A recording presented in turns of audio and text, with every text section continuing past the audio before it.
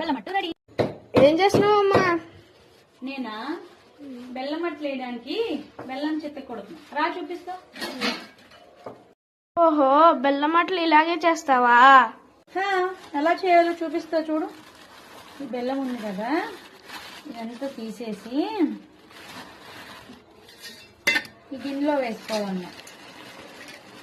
దోశ పిండి వేయాలన్నమాట.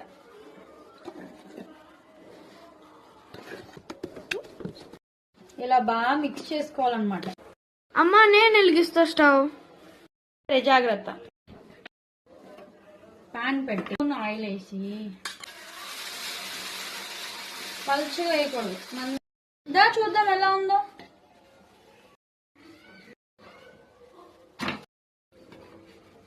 ఇలా రెండు పక్కల తిరగవేయాలన్నమాట. బెల్లం అట్టు రెడీ.